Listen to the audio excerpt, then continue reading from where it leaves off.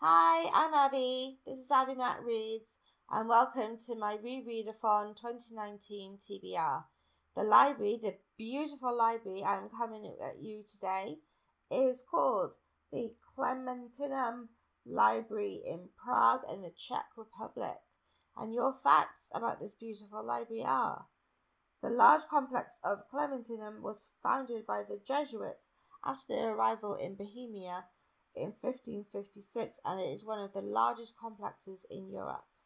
So let's get on and check out my TBR for this year. For those of you who haven't heard of the ReReadAthon yet, it was created last year by a different booktuber, but Alex Black, who I will link down below, has taken it back and made it her own, basically. Every month you get a prompt to reread one book that fits that prompt, and it just lasts for the whole year. It's very stress-free, it's very calm. Alyssa is also co-hosting. I will link her channel down below. You don't have to pick a TBR. You can even read more than one reread a month. Also, if you've missed January, which is the last day of January as I'm doing this, you may think that you can't take part in it, but you can. You can join now. So let's get started and see what books I have picked for each month. Okay, the prompt for January is to reread a book that was a first. Now, I was going to read Jane Eyre, but I got caught up binge reading Philippa Gregory novels and realised I did not have enough time to finish Jane Eyre by the end of the month.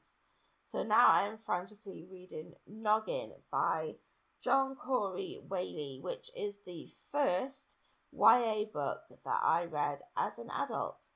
It's a very funny book about a very strange situation where the main character, Travis, is he had very bad leukemia and there was no hope for him. Then someone came along and basically said, yeah, we'll chop off your head, put it in a freezer, and in a few years we might be able to reattach it to a body and you can come back. Obviously no one believed that would happen, but it did. He volunteered for it, he did. And now he's adjusting to life 5 years later after he died. And things like his girlfriend has moved on and she's engaged. His best friend has become an adult and is doing other adult things. He still has to go to school. Things have changed and he's not quite sure about what's going on, but it's so funny. The way he talks to you is if he's talking to a friend and explaining a story. And I'm really loving it, and I'm hoping to finish the entire book by midnight so it will count as my January read. The prompt for February is to read an underrated book, and I have picked Jamaica Inn by Daphne du Maurier, simply because I think it gets overlooked in Daphne du Maurier's books. Everyone kind of focused on Rebecca and My Cousin Rachel, but Jamaica Inn was the first book I read of hers, and it was the book that made me fall in love with her writing. It's a kind of dark, kind of gothic tale where Mary, her mother's dying wish is for her to move in with her skittish aunt and her bully of an uncle in Jamaica Inn in Cornwall, and very soon she finds herself caught up in these kind of schemes and dodgy dealings that are happening all around her now. And the bully of the uncle, you would think, would be the worst character, and I'm not going to spoil it for you, but there is one character that properly scares the shit out of me, and it makes it so much fun to read. In March, the prompt is to reread a book that was recommended to you or to buddy read a book. I have decided to read a book that was recommended to me by both my mum and my brother Rue, which is George Orwell's 1984. I think we're all familiar with this book. We know all about the kind of big brother situation that's going on there. but it is such an important book. It's a terrifying view of a totalitarianism state, and where you are being surveyed 24/7. Orwell is a genius, and you can tell this because if you read and pay attention to what is going on in 1984, you will see that it is slowly coming true right now, and that is something that is up for discussion and needs to be discussed. And what better way to prepare yourself for that than to read 1984? In April, you are meant to reread a book set in a different world, country, or culture. I have chosen The Kite Runner by Khaled Hosseini, I think it is. Yeah, I loved this book when I first started reading it. It is set in Afghanistan, where our guy Amir is the son of a wealthy merchant in Kabul and strikes a friendship with his kind of servant, actually, Hassan, who is of a kind of despised and lower class. I think the word is caste, caste, and they have a beautiful friendship, a beautiful childhood friendship. And things go wrong. Obviously, the political climate in Afghanistan changes, and Amir leaves. But can their friendship conquer these political, social, and very dark, actually, problems? You'll have to read to find out. In May, you should reread a book from a genre that you don't really read anymore. And I could only think of kind of chick lit, kind of like just women's fiction, easygoing. I used to read that quite a bit when I was young, but not so more. I prefer kind of heavier books at the moment. So I have picked How to Fall in Love by Cecilia Ahern. And this is quite a beautiful kind of story about a woman who sees a man who is about to jump off a bridge and kill himself. She convinces him to live just for a while until she can prove to him that life is worth living. She just makes a bargain with him, basically.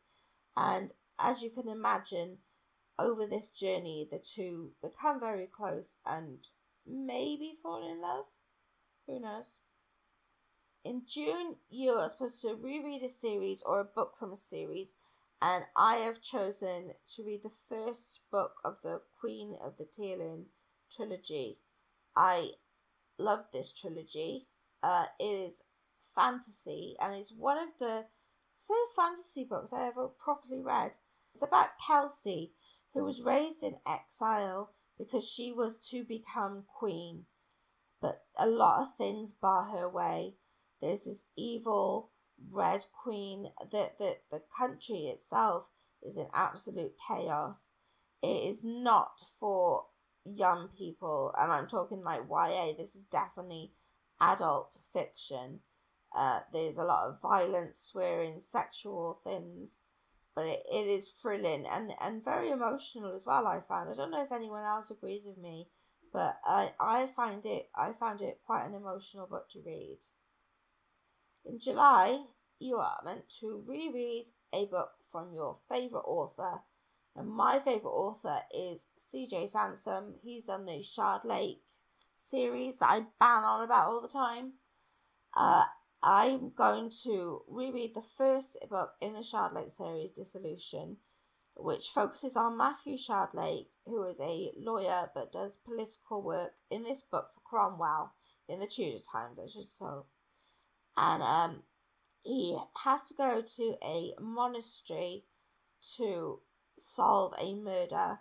And obviously there's a lot of social things going on, a lot of political things going on, because Henry VIII was abolishing the monasteries, hence the title Dissolution. You meet a lot of great characters. It's so immersive, you really feel like you're there. When I first read this book, I loved it so much. I ran out and I bought every single other book in the series. I'm looking forward to reading that in July. In August, you should read a second chance, reread a second chance book, a book that you DNF'd or had mixed feelings about. I have chosen Only Ever Yours by Louise O'Neill. Louise O'Neill wrote The Surface Breaks, so you kind of know her writing's not the best of everything. But this is a very unique book, I will give it that. It's about these perfect young ladies who are kept in this kind of confinement, taught to diet, wear beautiful clothes, do their makeup perfectly so they can be, at the end, kind of like competitioned off to eligible bachelors, but there is dire consequences if you do not follow the rules. It's a very interesting book. I just couldn't, it just did not flow with me, but this is why I'm going to give it a second chance. Maybe I'll enjoy it more this time. The prompt for September is to reread a book that is below your age group. I've picked Alice in Wonderland because it is not just a children's book. Adults can love Alice in Wonderland, and I have been saying for ages that I am going to make a video about the metaphors in Alice in Wonderland and how I feel that they relate to my borderline personality disorder. So that's what I will be doing in September. I will be reading that and writing this video, and I hope it's going to be great. In October, you need to reread a book that made you cry or emotional. I have picked Marley and Me, and I'm kind of scared about the prospect of reading it again. I think we're all familiar with Marley and Me. That is about a brilliant dog, the naughtiest but funniest dog in the world. The book is hilarious. Marley is a one-of-a-kind dog, and it is so comforting to read about him and the family. And as the dog gets older, the family is growing. They're having new children. The children are growing up, and obviously, I think it won't be a spoiler to tell you that Marley dies, and I could not stop crying the first time I read that. In November, you should reread a book that was either written or set in a time before you were born.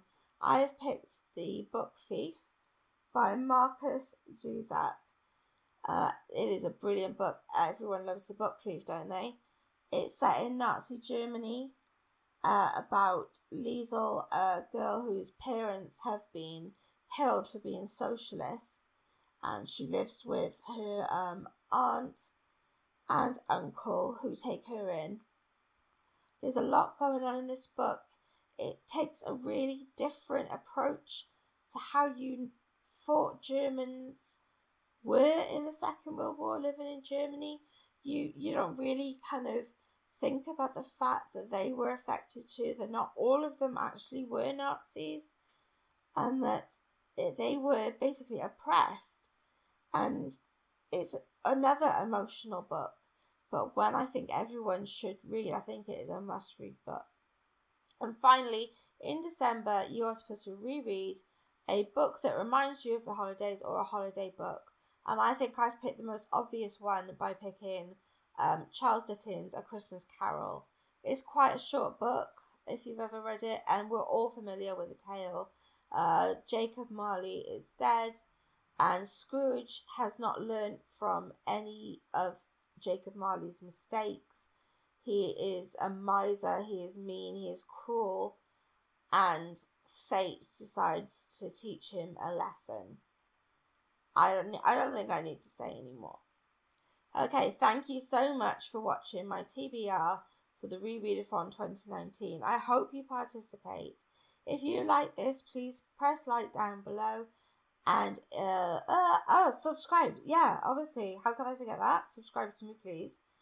And Twitter is @AbbieMattReads. I have Facebook, which is facebook.com/AbbieMattReads. Thank you for watching. Bye.